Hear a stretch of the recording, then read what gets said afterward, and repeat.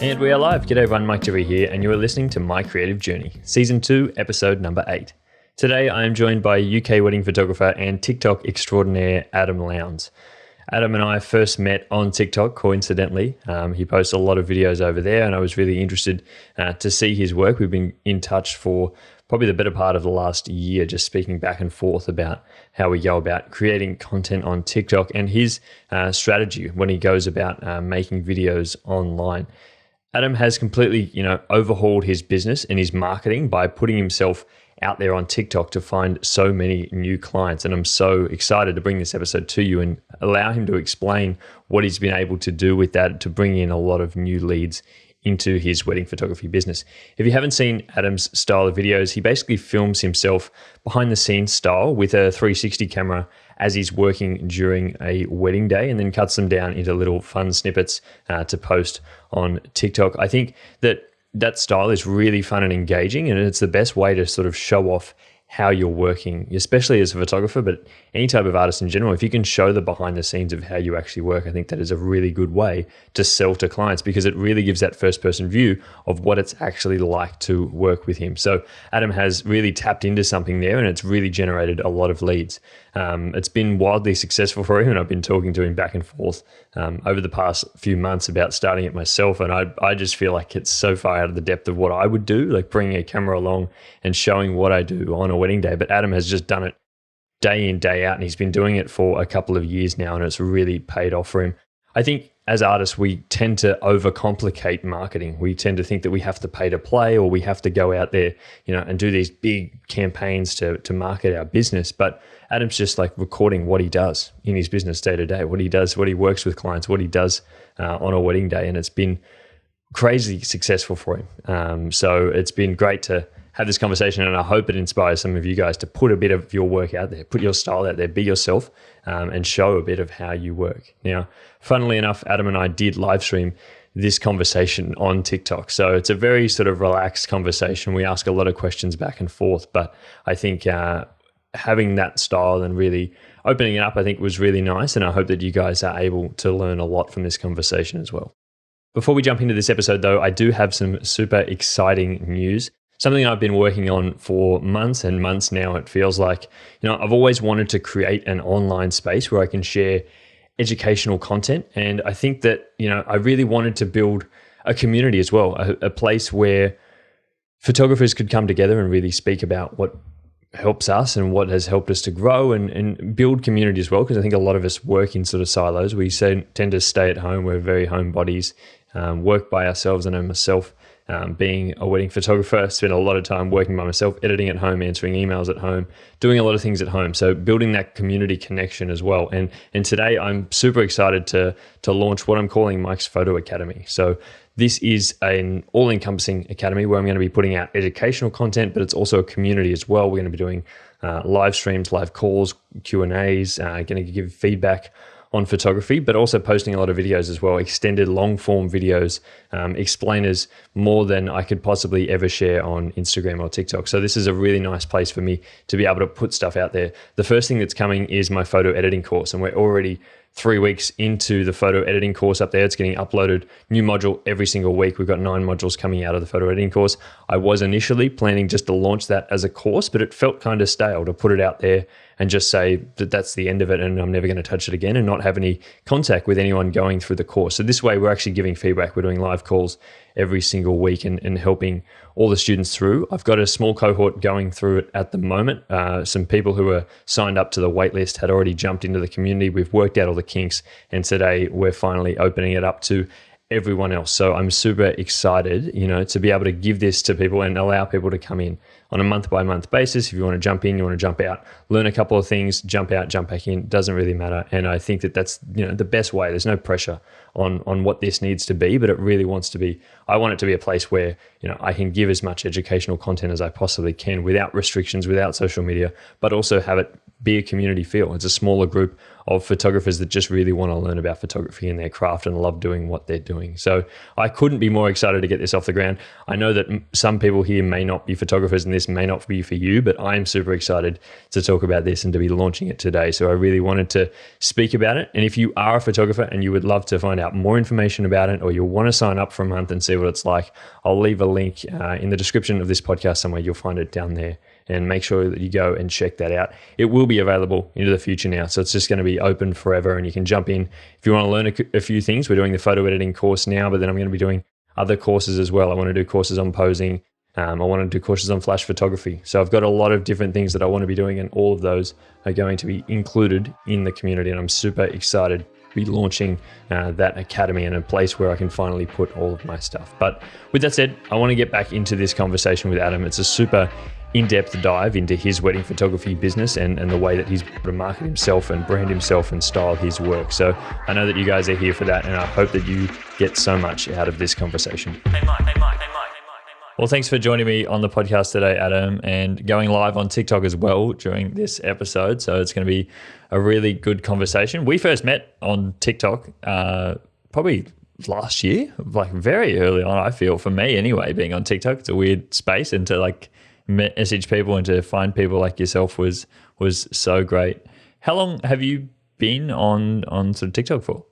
I think it was like 2021, 2022 now. So yeah, it's been some time. And yeah, I can remember you came onto my radar just randomly one day, and it was like, "Hey Mike," and I was like, "What? This is a good concept. This is a good concept for this platform. This is a good concept for that platform." So yeah, you sort of caught my eye sort of early doors with that. But yeah, I think I was probably just before you as such, and then still working out the platform for about a year to year and a half to 2 years. Yeah, it took me ages to sort of work out what was going on. I feel like you were one of those first guys that I saw really doing the like behind the scenes content, like of you actually working. And I think that's one of the real things that caught my eye was like, wow, this guy's, actually taking another camera along to his work and actually documenting the process. Where did that idea sort of come from? Oh, so that's so my big thing is that I've always been a bit worried about like marketing and stuff. And I think that as photographers, we all kind of market in the same ways. Everyone's got a website, everyone does SEO, everyone's got Instagram, everyone's got Facebook and stuff like that. And my big thing has always been to try and like do something just different than that. So I can remember like, I was a bit late to Instagram, but I really managed to like grab that and just go with it as such when I got it. But I was definitely a late adopter, so I didn't really stand out as much as I probably could have done on that platform. But then when TikTok came along and people started talking about it, and I first saw it as Musically at a wedding. I think a 7-year-old girl showed it me at a wedding. There was a bridesmaid was doing a little dance to it. And I was like, what's this thing? And then obviously it changed its name to TikTok. And I was like, this is really, really interesting. And then I really want to be on this platform because I know it's still early doors, and we all saw what happened with like people who used Vine earlier.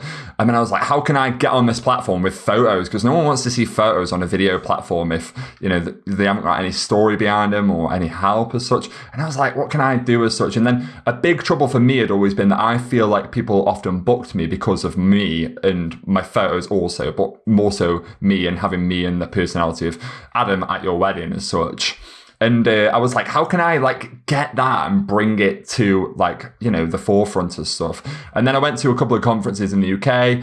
Someone was using Insta360 Go, and I was like, oh, that looks interesting. They got it strapped to their body here as like a kind of like first person, like Call of Duty style view sort of thing. And I was like, maybe we could do something with that. And then I remember seeing a rollerblader on TikTok. I downloaded TikTok, I started consuming. I was like, if I don't consume, I won't understand it.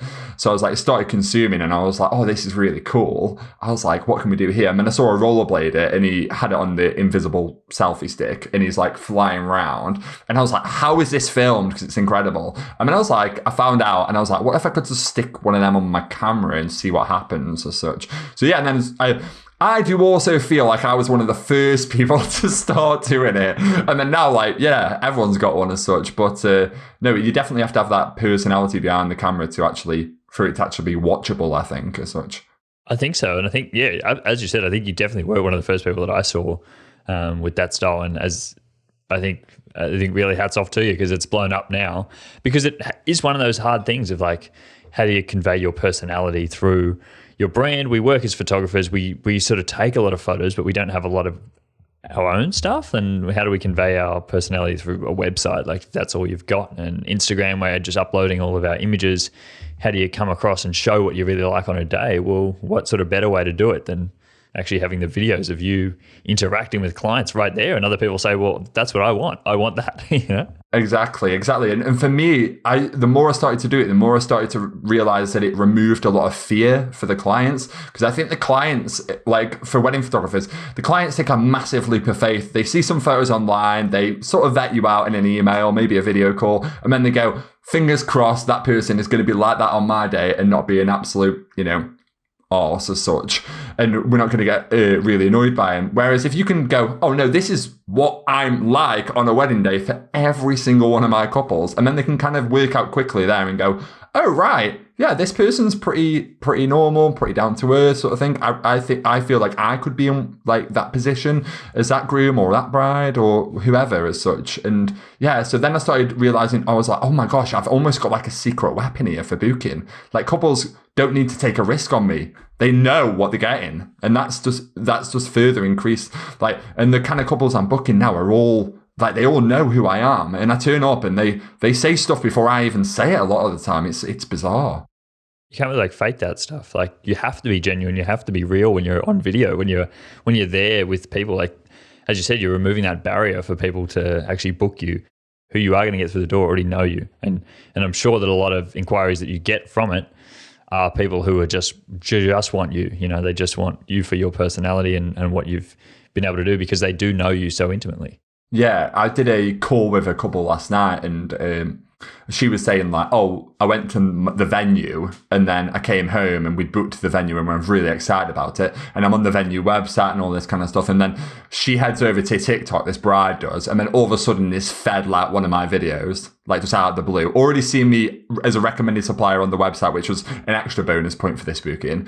But then sees me on TikTok and is like, oh my goodness, like that's that guy I've literally just seen on there, because TikTok's, eerily weird like that, isn't it? Let's be honest. And then it's being fed my videos and then jumps into my profile and just consumes, like binge watches Netflix style, the whole back catalogue of Adam Lowndes photography, like 360 videos. So by the time I get on the call with them last night, she's like, oh yeah, I saw that in that one video. I saw that then. I saw that. Oh yeah, and you do this, don't you? Don't you help couples with this as well? And I'm like, I don't even have to sell myself too much anymore, because if people get fed into that, they just find me so much more. And TikTok is obviously appearing on Google way more now as well, which is just even more exciting, because me and you have already got that foothold there and stuff, and that's like the early adopter kind of sign into it.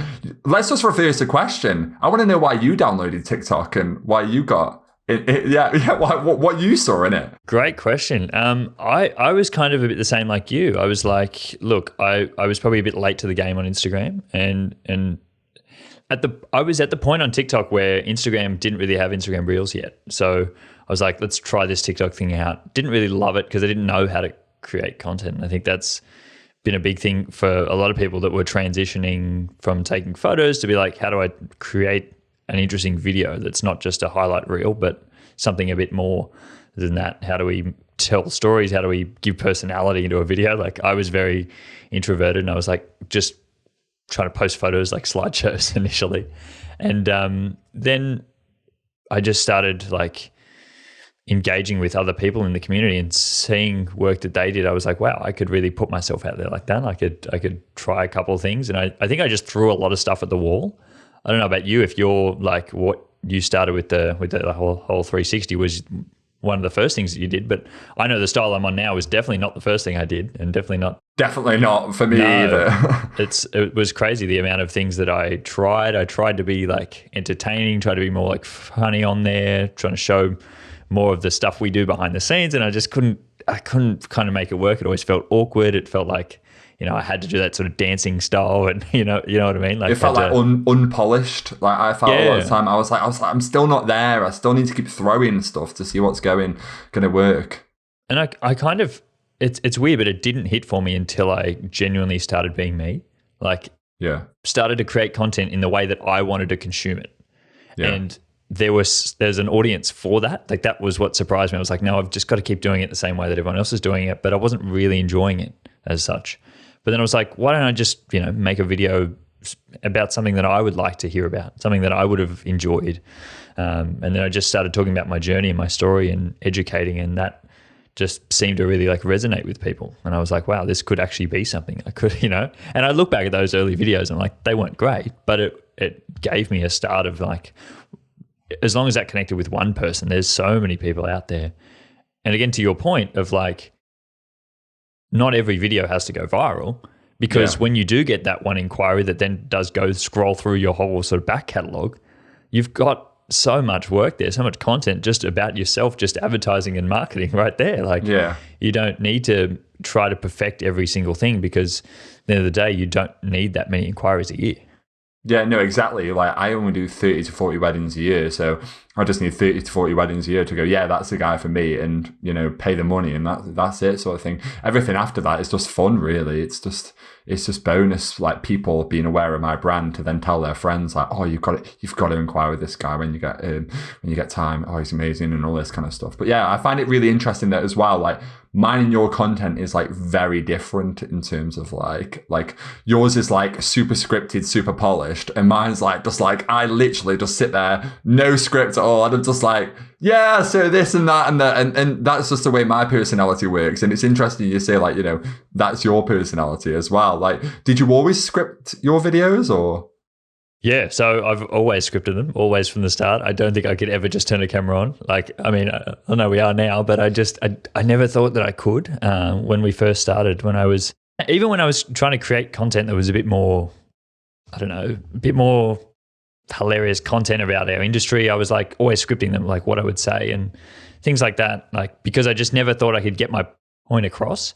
And then when I went into educational stuff, I was like, I want to make sure I'm able to be short and concise. Like I don't want to waste people's time. I want to make sure that I'm able to give something in every single video. And I think scripting it in that way was like a good way to know whether the video was educational or not. Like I'd sort of read back over the script and think, oh, that's probably not helpful for anyone. Is there any like meat on this bone at all? Like, yeah. And it's not to say that like I was never too overplanned about like having to have a hook and having to get people in and this, that, and the other and have a style. I was just like, how can I just give as much value in this as I possibly can in a way that I understand it, in just sort of like strip back all the like technical know-how, just give it to people in a way that that I understand it. So hopefully other people relate to that. But no, I could never just turn a camera on and just, I don't know how you record yourself on a day. I'm under too much pressure. I feel like on a day to just be recording myself, I'd be like, that's too much going on. I can't focus on the work. How was that when you first started? Did you feel like you had to be a persona when you're on camera? It was weird because like there was obviously I know it's recording, so like I can like bump it up a little bit if I want to, but like you say, like it'll soon come undone. And sometimes the best moments are obviously the unscripted moments that happen within the wedding days and stuff that I do to counteract that. So yeah, it's so strange, and sometimes you just forget it's on and then you go, oh my gosh, I hope I got that, and then you look at the little light and it's like flashing red and you're like do a little like, oh yes, like so pleased for it sort of thing. But yeah, like I'm always like really concerned with like the way I come across in the videos as well. So just recently at one of my weddings a couple of weeks back, I had someone with a camera, the classic, I don't know if you say it in Australia, Uncle Bob. Do you say this phrase? I don't know about Uncle Bob, but yeah, like the uncle. Yeah. Yeah. Just like an uncle with a camera that's like kind of getting in the way as such. But yeah, in the UK, it's very much called Uncle Bob. And we talk about it all the time as such. But I've never really been annoyed too much by that. I just let them do them sort of thing. But then this guy is literally shooting what I'm shooting, but from like the opposite angle. So he's like in the back of like all the videos as such. And I'm like, oh, like that is really annoying. And I was like, the day was already like on the edge because the weather was coming in too much, and I was like trying to get the family photos done soon and things like that. So my brain was already overloaded, and I just went up to him and I was like, mate, I was like, you need to like just step back over there. And I realized afterwards that I was recording the whole thing. And I was like, oh, that would probably do really well on TikTok. People like a bit of drama on TikTok, you know what I mean? They love seeing that kind of stuff. But then at the end of the day, I was like, I need to evaluate like the way I'm speaking to this person, and they don't know they're being filmed as well. So do I just film myself talking to this person? So there's like that kind of like moral line of stuff. And I think like, you know, like Josh Huggett stuff, for example, like he is very like the other, like he would put that video up in a second, I imagine. Do you know what I mean? Whereas like I feel like my line in the sand is a bit closer to myself as such, and I'm sort of a bit like, oh, like is this gonna go down well? So, like I just care too much about what everyone thinks of me too much, and yeah, it just takes over my life and manifests in my head too much. But yeah, no, going back to what you said originally about like the camera being on and stuff, yeah, it's just one button click with the Insta360, and then it's just mounted on top, and just go at it, and no one really knows what it is as well, so they don't like just sort of be like, hey, you know, they would be in like, if you were like, you know, just got the camera up to them, it's very much the same thing as such. So yeah. But it's also like, I think you get to choose, as you said, like what you do share. Like even though you record the whole day, it would be interesting. Like I could go through that and edit it, and I would edit it a different way than you would edit it, because you'd choose different parts that you want to emphasize throughout the day. Like of course it came back to talking about Josh as well. Like he would choose different parts to you. Like just because people have the same style of recording doesn't mean that the same personality is going to come through, or the same things that they want to portray in there, because it is like really like marketing at the end of the day. Like what you want to portray about yourself comes through. Maybe you didn't want that conversation of you asking someone to move that may have not been, you know, in the right spot, or may have not realized they were being recorded. Maybe you felt like that was, you know, a bit of a rude interaction that you wouldn't want your clients to perceive that the wrong way. But other people might be like, look, I don't really care. I'm just that type of photographer. I'm in your over the top in your face all day. That's okay too. Like there is a style for that, and I think that style of content really lends itself to just, you have to be you. Like there's nothing else that, you know, you can do. Like I can, if I'm having an off day, I can script something a bit better, and you know, I know what's going to perform, what's not. With you, it's like you're actually there on the day. This is what you do day in, day out, and you're being able to give back to, you know, back in what it is that you actually put in on the day. No, definitely. I think like you're so right when you say that. And I've seen loads of people, they want to do the kind of 360 stuff, but they don't really want to bother showing themselves. And I think the whole thing with the 360 is I can show myself. And that's obviously, like I already said, it's such a valuable part of my marketing to show how I interact and show how I care for my couples. But yeah, like other people just wouldn't even edit themselves into the video. They wouldn't want to see themselves at all. And yeah, like my hairline definitely is looking a bit, you know, like a bit loose on the top here. And I see it every time because my head is like pressed up against the screen. And I'm like, oh, but I just think like, you know what, who cares sort of thing. And then editing that content's a whole other thing as well, having to stare at yourself and hear yourself for hours on end coming back. But well, sometimes you're like, oh, I want to go back to that moment where I said that thing because it was really good. And you go back and it's the most cringiest thing ever. And you're just looking at yourself going, oh, I'm never going to say that ever again. It has altered a lot of like what I like my go-to lines at weddings and things like that and stuff. And I've sort of gone back and looked at some of them and gone, oh, I'm never going to say that again. Or, oh, actually, that works really well. And you can see, and as well, like with the 360 as well, you can see people behind you, like their reaction. So if you're coming back down the aisle, are they like staring at you weird? Are they like, you know, like, or are they like looking at you like quite like, sort of like, oh, he looks like he knows what he's doing. Like everyone's having a good time as such. Whereas like, yeah, like I think sometimes you can come back from a wedding thinking it's gone a certain way, and the 360 reviewing that footage definitely helps you realize like which way it has gone and how you performed in certain areas. Yeah, definitely. How was that for you, like putting yourself out there, I guess, when you first started it? Like it's one thing to put your images out there, but another thing to put out how you work on the day and your style and you know, even having your head on camera. Like that's huge for a lot of people. I think that it would be a big hurdle. How was that? Was that easy for you to overcome?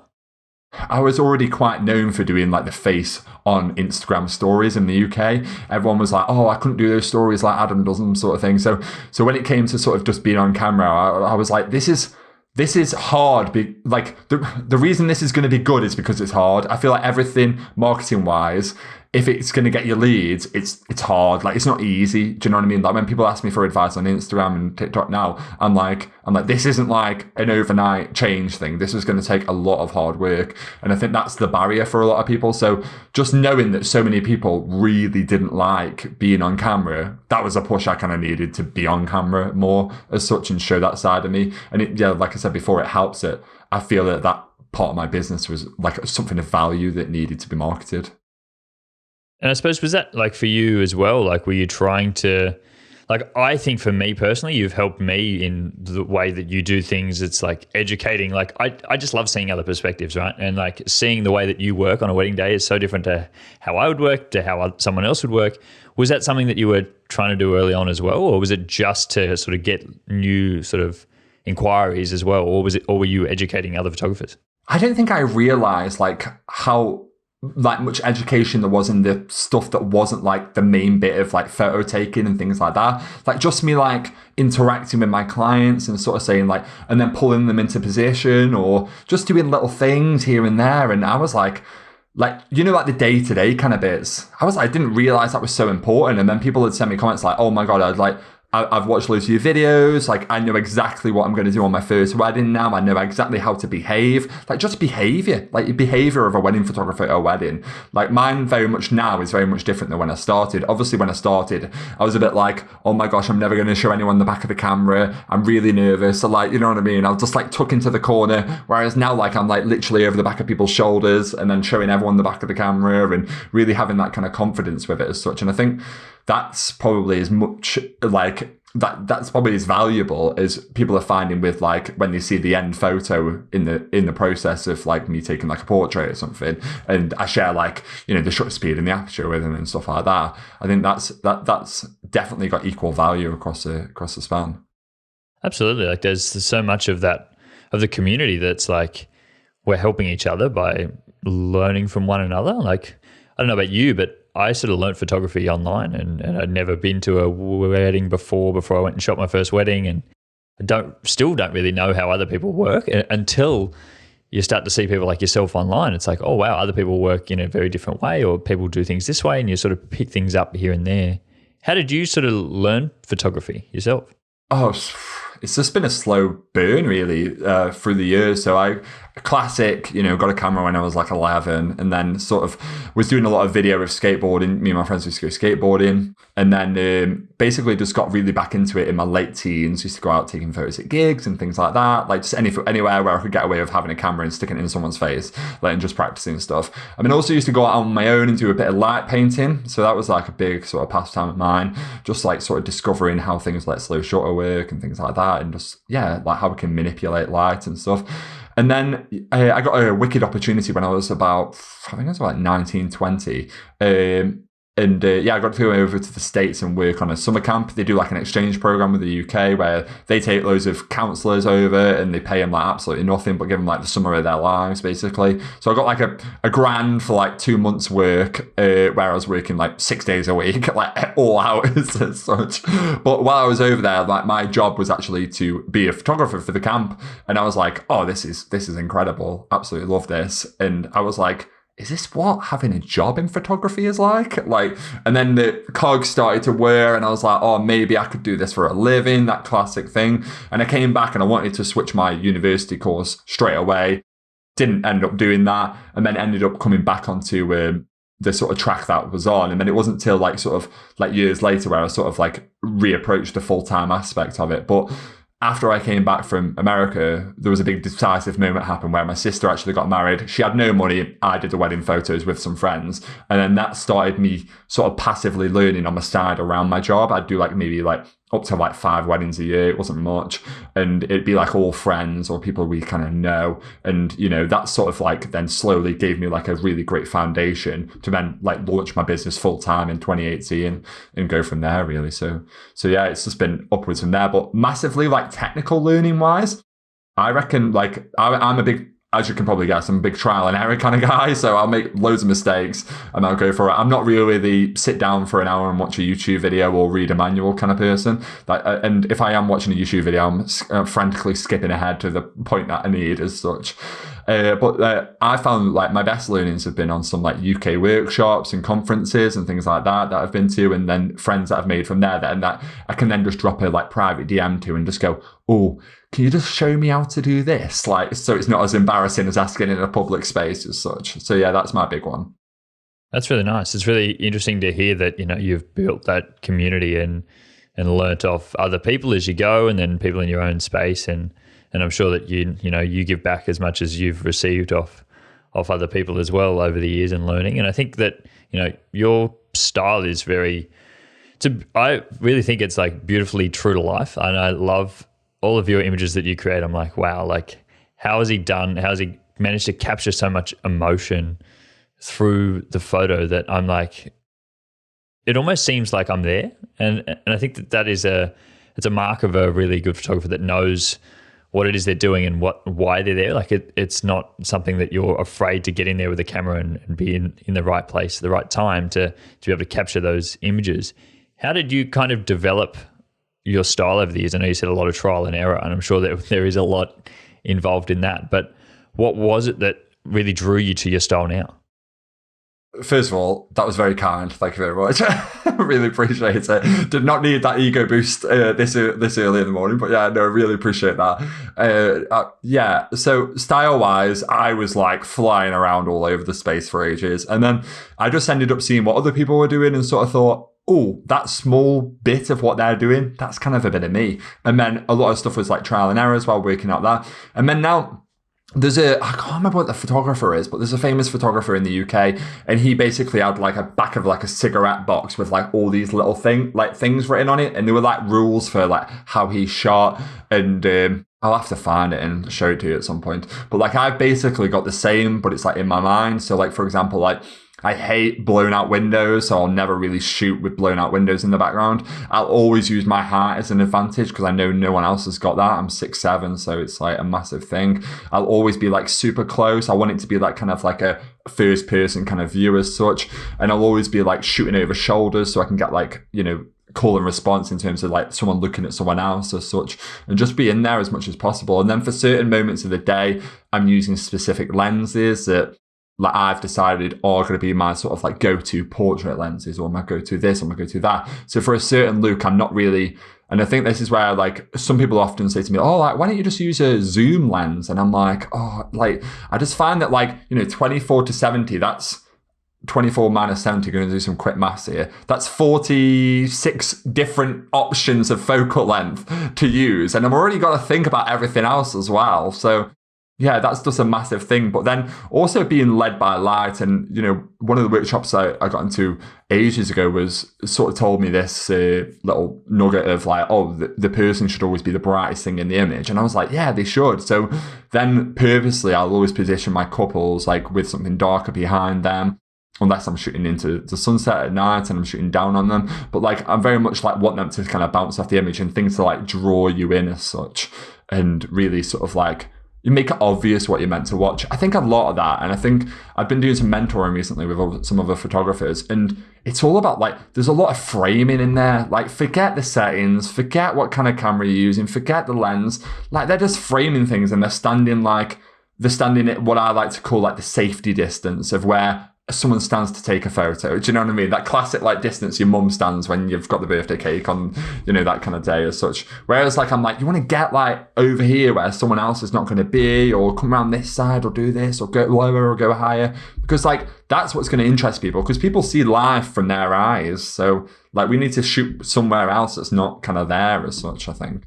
I think I said that in a like reel a few weeks ago. I was like, don't shoot from eye level. Like, and so many people were like, wow, that's such a good tip. And I'm like, it's crazy that we don't go outside of that. We don't think beyond the box of what we do. Like experimentation is huge, and just doing things one step outside of what you normally do, or what you normally see, or how you normally see images portrayed often give, the best results. Like there is always a place for doing things and getting the images that we know we need to get, right? There's always you always have ideas in your head. You have those constraints that the client is going to want this image. But then once you're done with that, go and try something else, because it is going to be those standout photos that really do sell you and your work and your style, and really push you above other people, because so many people don't take that leap outside of their comfort zone. Yeah, no, definitely. And I feel like sometimes I need to like just do that just to like get over it in a way. I took this photo the other day, and I even uploaded a 360 clip of it to my TikTok. And I just threw a little hook at the start. I was like, do you think this is too much negative space? And it was a couple, and then like horizon. I was really like low down with an 85, and it was that was really far back, so it was quite wide. And like the grass was all just one color because it just blurred with that 1.8 on the aperture. And it was like just like took up like 3/4 of the frame. Now, Like, if someone took that photo of me, I'd be like, oh, it's cool, but I'm probably not going to frame it. That photo was, for me as a photographer, on a creative journey. Like, that's all it was for as such. I then tilted the camera up and got it with all the greenery behind them. And it was funny because I used that photo in one of the kind of previews, sneak peeks, don't know what you call them as such. Is that what you call them? Yeah. Yeah. I was like, has that got another name? like first looking photos or something. I don't know. But yeah. So I used that as one of their kind of sneak peeks, sent it over, and they were like, oh, we love all the photos. They were like, there's just one seems to be loading weird. It's got like a big green splodge across the bottom.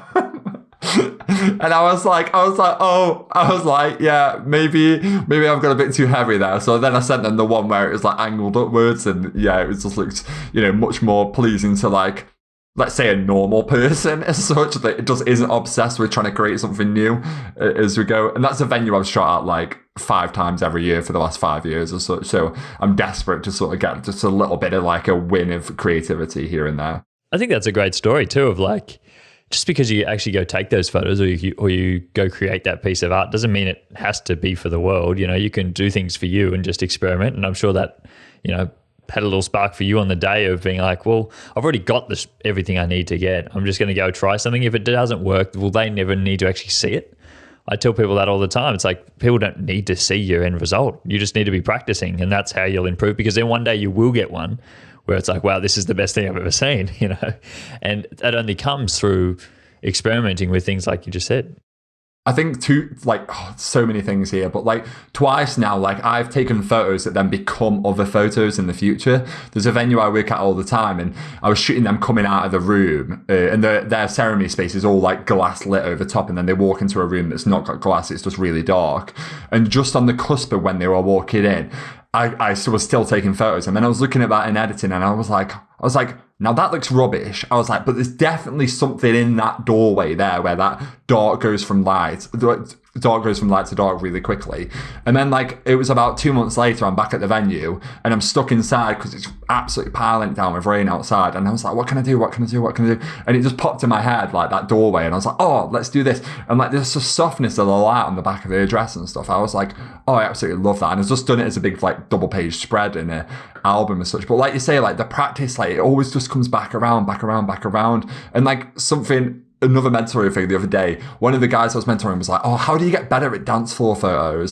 And I was like, well, what time are you staying till on the dance floor? And he's like, well, I normally stay about half an hour after first dance and then I shoot off. He's like, but I really struggle to get anything. I was like, well, first of all, you've got infinite time there to practice dance floor. Like, you're going at 8:30. The dance floor goes on till 12 o'clock. So if you want to get better at dance floor photos, why are you going home so early? Like, do you know what I mean? Like, stay 1, 2, 3 hours more and practice. Try loads of different things. You don't get that with any other part of the wedding day. So that should be, if anything, your dance floor photos should be the best photos, because you've got like free practice time as such, where you can just do anything you want. And like you say, you can just like mess around. And you can even say to the couple, look, I've done my time. I'm just going to stay and try some new stuff. And they never need to see it. You just need to be honest with them about it. But yeah.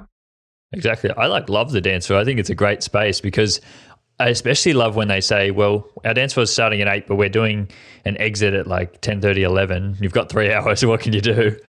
To be honest, I know that I'm not going to take a lot of photos, but then you just start experimenting. You get an off-camera flash and you just throw it up the other end of the room. You get an overhead light and you try it, and, throwing a few different things at the wall, because you don't have to necessarily deliver those photos, because once you have your few, you've already got enough you need. You don't need to deliver 800 images from the dance floor, because as you said, you'll get into that position one day where you do only have half hour, and you'll say, how did I take that photo last time? Or where was I close with creating it last time? Like you said, through the doorway of being able to see that you could take a photo in that one position because you'd been there before and you'd known how the different like lighting works.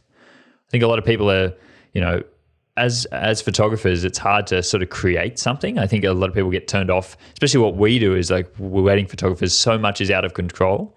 Like, you're not creating art as such, you're sort of documenting as you go, but there is so much art that comes into it through practice, and you've done this so many times that you're able to see things that other people can't see. Yeah.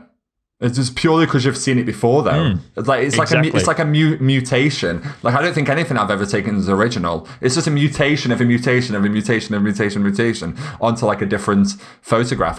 Like in the end, and I'm just like, I could probably take one photograph and point to about like 10 others in the past that kind of like lean on like different aspects of that photograph and have helped build it as such. But yeah.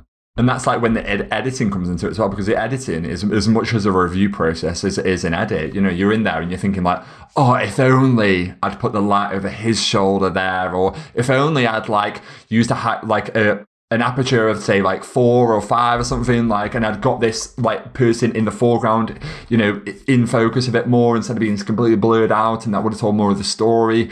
There's like just so many things you can just sort of be like, oh, film, and they just become like crutches that you then lean on when you get to that point again. And like you say, it doesn't have to be, I mean, I've spoken about the same venue, but so many times I'm at different venues and I go, oh, this is kind of like the doorway there, or this is kind of like the tree line at that venue, or oh, I've dealt with this before because I did this and it worked really well, so I'm going to lean on that again. But yeah, no, definitely. And there's so much to, as you said, having constraint as well, like what you said before, like using the same gear all the time, like not using a zoom lens, using primes, just constraining yourself to just using a 35 and an 85, or, you know, just having a couple of lenses that you know exactly how they work. You may be constrained creatively that way, but that brings out so much in other ways. Yeah, I can't even I'm now shooting on just one camera. I'll have like one on me as backup for the ceremony, but most of the time the other 2 that are my backups just stay in like my box, and I just shoot on one camera, one focal length, and then I can just be completely in the moment. And if it means that I've got to then step back to zoom out as such, then I can just do that. Whereas, like you say, like I find that like my best photos are just when I'm shoved in a corner. Like the worst thing a couple can say to me is, we've got a 40-acre estate, where do you want to go take photos? I'd rather them go, we've got a back alley here and we don't expect you to take anything. What can you do? Such, and then you go, oh right, let's see what I can make here. Exactly, like you're really constrained on what you can do. If they just said you can create anything, you'd be like, well, I don't know what to do now. But when they say you've got 2 minutes, we need to jump into the reception. How can you take photos here in this really ugly space? What can you do for us? You know, it's wild when you get to a point where you're like, well, I know exactly what to do now. I'm just going to turn on because I know how my gear works. I know what I'm doing. As you said before, it doesn't matter about what the settings are on your camera. It's just like, how can I get creative with this, and how can I make something look beautiful? Yeah, and it shows like distraction wise. So if a few people this year I've taken on as like a shadow as such, they've come along and they've basically just been like standing like 2 meters behind me and just watch me all day as such. And it's just like something I want to offer, because I never really had that when I was starting.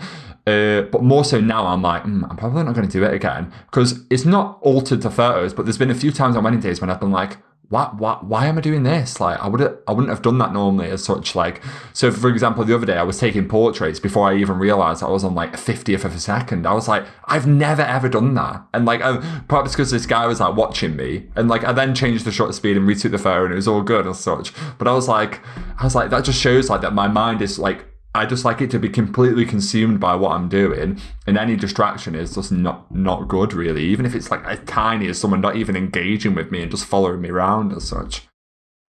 This autumn, winter time in the UK, I'm freeing up a bit of space to sort of do a bit of a TikTok walkthrough, digital workshop. So that's going to be available. I've got an Instagram one already that I'm going to update, and there's a few things like that I want to just like create as like kind of like more of a passive income, because my TikTok helps me find so many interesting people. And you know, sometimes they come to me and they're like, oh, I want to learn X, Y, and Z, and I'm like, I've got nowhere to send you to, because I haven't got anything set up for that, which is probably something you found as well, is it? Yeah, definitely feeling like I'm kind of on that edge now of trying to create more educational content, because I really want to, like, I do have a lot of stuff, but I'm like only small little bits, and I'm like, I want to create something like longer form to help people when they really are at that point where they want to go to that next step. It's like, well, how can I give them something else? Because I know that, you know, that was how I learned when I first started. Like, and so if I'm that person for someone else, if my style really resonates with them, and I'm sure for you as well, people come to you for your style, like how can we give that to someone else who's really there and really wants to learn? It's a hard thing to do.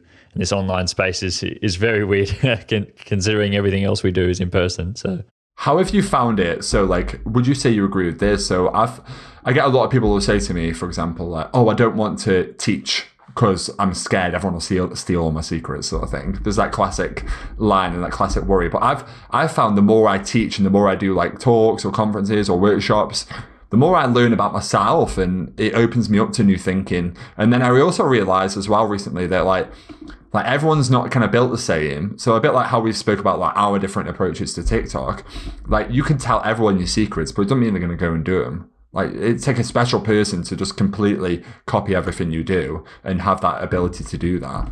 You know, have you found the same thing with yourself? Like, absolutely, mate. I think you really hit the nail on the head there. Like you can lead a horse to water, but you can't make a drink. Like you can give everyone all the secrets in the world, but doesn't mean they're going to do them the way you do them. And your personality is what, at the end of the day, stands you out. And in that market, there is so much to go around. Like we don't need, as we said in the beginning, we don't need that much work per year. Like we don't need that many clients. There's that many clients to go around.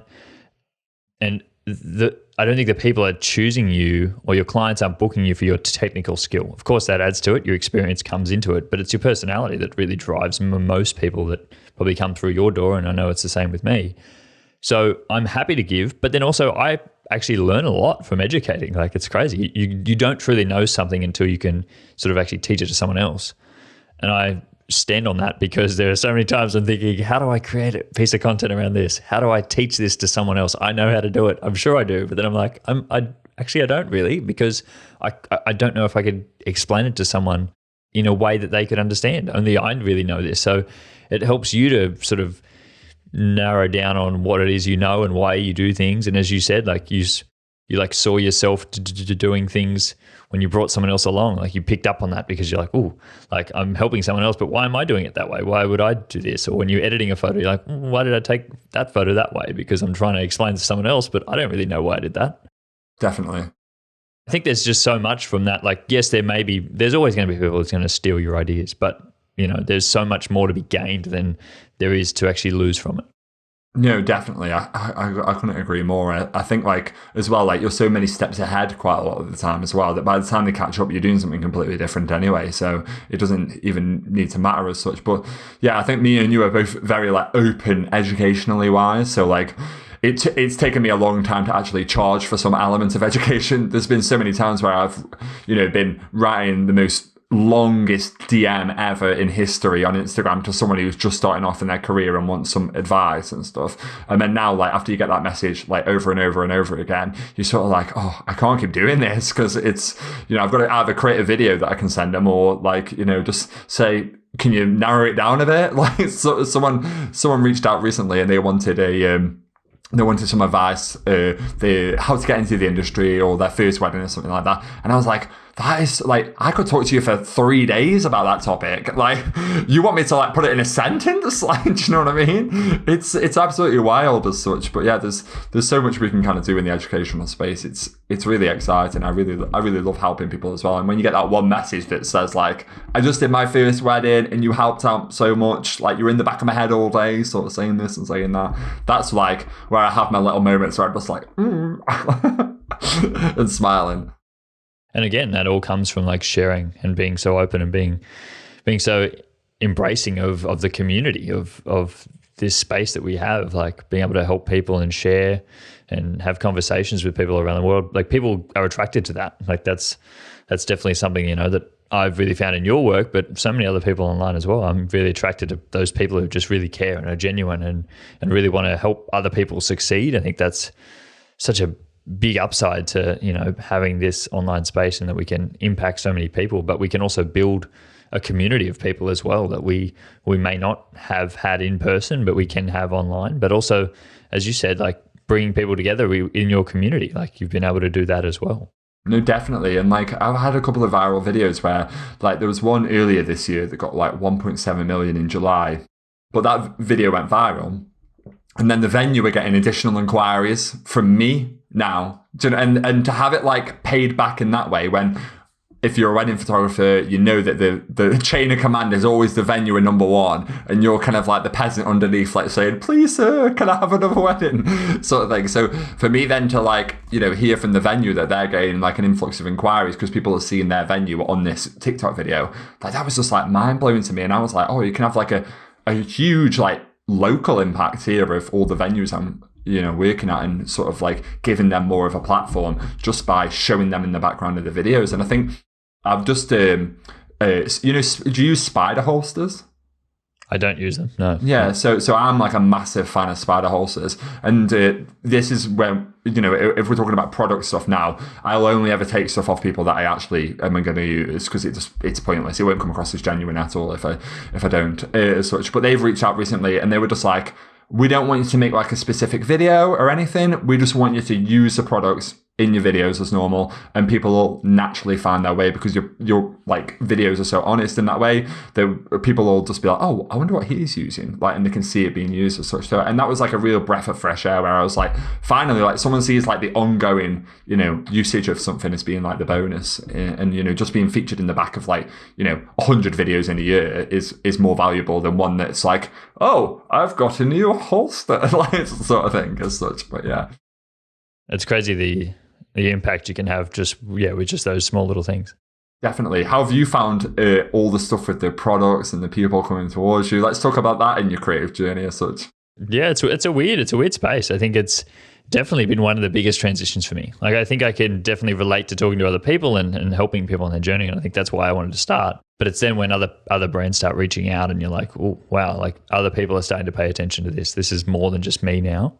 This is more than just, you know, these small little Instagram videos or TikTok videos of me helping another person. This is like people actually want to be involved in what I do, and actually seeing the brand that I've created around me and my work is really interesting. Like, I get a lot of brands reach out and just, I don't even have to outreach to them. And I think that is the biggest sort of testament to the work that I do, in having people come to me. Like, I've never gone to a brand and said, hey, I've done that once. I did it once just as a trial. I did it. Yeah. I was like, what can I do here as such? But no, yeah, I've leveraged it once and it didn't work as such. So yeah, I've got to wait for them to come to me as such and then just discuss it from there. I can remember when you got, was it the Z6 Was that what you were getting? When you got that, I was like a proud parent. I was like sitting on the sidelines. I was like, yes, like he has, because like if I got sent a Nikon camera, like that would be it then. That would be the one, like as such, where I'd be like, such a big thing. Even if I didn't get to keep it and I had to send it back and it was just kind of a trial thing, just the fact that like the very epitome of what I use has sort of recognized me and gone, oh yeah, like this deserves some attention as such. Was that a big moment for you?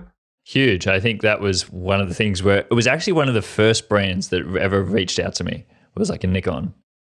That's mad, that is. that was wild that they sort of came through, because as you said, like I just use their cameras in every one of my videos. Like I would come through the door holding a camera and I'd be there answering the question holding a camera. True. Yeah, it's in every single video. Obvious. And they sort of came through. They're like, oh, we realize you use our gear. Would you like to actually try out some other stuff? And I was like, yeah, of course I would. Like, that'd be great. That is so cool. Yeah. So I'm actually signing on as a creator starting in October. So it's going to be really cool. Wait, let's get a little, we can't add any sound effects here. So let's get a little clap there. That's amazing. But just wild, like that came out of, you know, just uploading content and helping other people and sharing the work that I do, that a brand like that has been able to get behind me and say, well, we really love what you do, and we'd really like to support it, you know, and that they can see the value in it as well. So then, because I just want to, this is the first time we've ever spoke, like, let's just like throw that out there as such. So we've got like loads of, I know I have anyway, got loads of talking points as such. But I suppose like something that I really want to know is my content is like geared towards photographers, but also doesn't leave like the normal person out in terms of I don't use any crazy words or anything. I don't tend to push it too much towards like the technical side of things. And I've noticed loads in terms of inquiries, and it's really helped me out this year. And I remember we spoke before and you said like you'd not really noticed much, and this was a few years ago now when we first had this conversation. Have you noticed that it's picked up much since then, or is it just giving you extra clout with other inquiries, or like where are you at with that? It's interesting because inquiries for me as actual wedding photographer have not increased at all. Yeah. And not, I'm really not surprised because it was never the aim for that to go. Exactly. Yeah. And so because again, I don't really show that work a lot, and I don't advertise a lot of my own work, which is probably to my own sort of detriment in that way. But inquiries for other things have gone, through the roof. Like people want me to do everything under the, left, right, and center. And I'm like, how do I balance that? Like I know we've spoken about your inquiries. You definitely show what you do, and so you get those type of inquiries. I educate about photography, so I get a lot of people asking me for other stuff and educational stuff, and help them with their business and that type of stuff. And so it's interesting that you can go two different ways with it. Yeah. Do you think that as a result, then you'll sort of do less weddings to then accommodate the time to do the more educational stuff, or? Sorry, I've completely flipped this on its head. It's Mike now. This is Mike, Adam interviewing Mike as such. But no, go for it. I like it. It was never that I did a lot in the first place. Like I capped myself at 20 per year to start with. And just genuinely because, I never wanted to overwork myself, and I always wanted to have space to do other things. But now it's, getting to that point where it's well, where do you draw the line? How much can you continue to take on, and how much do you lean into the education space? For me, I never wanted to be the photographer who's not working as a photographer to educate. How do you draw that balance of it's a full-time job to just be an educator, to just create content, to just run courses, to have community and that type of stuff online. That's a full-time job. But then I also would love to work still as a photographer. So where do you find that balance? And that's where I'm kind of at the moment, kind of pulling back a little bit with my actual photography work, but then sort of going in other directions of creating content around other different things that I haven't spoken about before. So yeah, it's a weird kind of mix for me now. Are you that way as well? Feeling like it's all becoming a lot?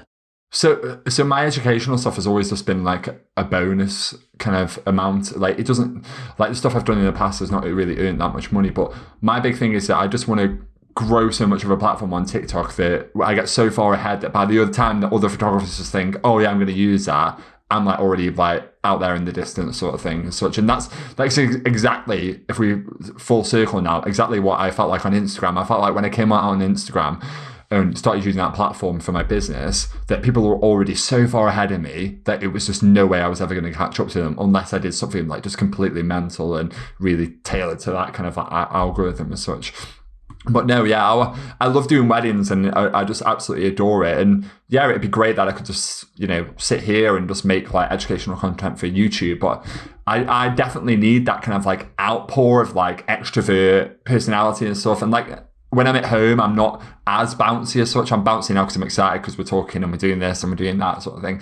But normally, I'm just quite reserved. I just won't really talk to a lot of people in the day as such because I'm living with my wife and my dog, and that's about it, sort of thing. But yeah, I feel like when I go to a wedding at the weekend, I just have all this energy that just comes out in one go. And then I come home and I'm just absolutely wiped. And then it's just full, starts to cycle again as such till I go to the next wedding. And then I'm just all guns blazing as such again as such. It's a crazy thing to think that we actually put ourselves through that to go and do it. I feel like when I talk about it, I'm like, wow, it's such a whirlwind of a job. Yeah. to get back there every single week and keep doing it, and then you're drained after it, and you get yourself back up to go back in again, but you really enjoy it while you're there. And I know that, I love even the communicating beforehand and working with people and being able to tell their story. I think it's a really beautiful thing, but it's a hard job in and of itself. No, definitely. And I think quite a lot of the time we almost we can do too much as well. We don't need to stay that long sometimes. We don't need to do this. So many times at weddings this year, my wife said to me what time are you finishing? And I'm like, oh yeah, I'll be home about 11. She's like, what time did you say you were finishing to the couple? And I'm like, 9. So, do you know what I mean? And it's I'm just so addicted to it as a drug almost, that I just absolutely love doing it. And I know there's loads of other photographers that are sort of raking it in and just doing their required amounts of time, and they'll miss loads of stuff as such. But it's just something I just get way too excited and get way too involved as such. And I could never imagine doing it where I wasn't all in. I also just wouldn't do it as a job, to be honest. I'd just be completely disinterested in it if it didn't interest me as much anymore. Well, it's interesting to hear you when you were speaking about before, when you started, you were like, this is something that I really enjoyed and I wanted to work out how I could make it a thing, like other people were having such a good time being a photographer, and how could I make it work? Like, you wouldn't be in it if it wasn't for that. But so many other people are, just happy just to do the bare minimum. But I think most of us are in it because we really love it. And it's like hard to pull yourself back of like, well, I have to kind of set boundaries eventually. Like I can't be doing everything. I have to make sure that I'm turning up for each and every one of my clients in the best possible way. No, definitely. And I think that's like a massive thing that I've realized like over the last couple of years is like how much work is too much work. And, looking at my diary and thinking like, oh, I've got a wedding on the Friday, a wedding on the Saturday. Best take the Sunday and the Monday off and then do these editing and then not plan anything on these days so I can do their sneak peeks and stuff. And just being a bit more forward planning in terms of that. And, if a couple does want to book me for that Sunday, then the price is higher because it's more of a tax on me as such, and depending on that as such. But yeah. How do you find drawing that sort of line of being able to like turn down work just because you've got too much work? Incredibly hard. It's money in it. Like, do you know what I mean? I just get so obsessed and interested. Like, I promised myself I wouldn't do too much work close to Christmas, but it always happens. I'll never do any work on that week between Christmas and New Year because it's just way too special to me as such. But like beforehand, I will absolutely run myself ragged if I need to, because it's just like, I always find that money obviously in the UK, winter is, December time kind of thing. But money at that time of year as a wedding photographer is so incredibly rare. Like nobody's getting married other than, a handful of people. So to be able to work then, it's free money in a way. Like, you wouldn't have had it any otherwise. So yeah, you got to get on it as such. But yeah, I find it really hard to sort of turn down stuff. And it's definitely been a year for sort of like realizing what I can outsource, what I can do myself, what I can change up, where can I save like 10 minutes here, 10 minutes there, and just make the whole process like so much easier for me and be able to keep up with it.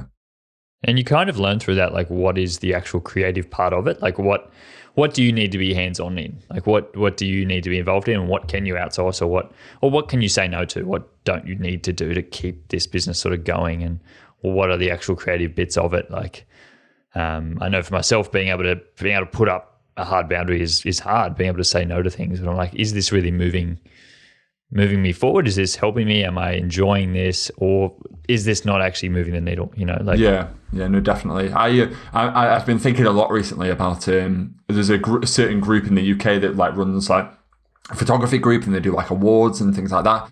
They wanted me to do like a free magazine article for them, which, is not paid. I was like, why can't it be paid, or why can't you be offering something? And they've also got these workshops that they host, which they put me in touch with that person for. And at the same time, they'd offered me this ages ago. They said, oh yeah, we could do some workshops with you, after I'd done them some free webinars during COVID, this was.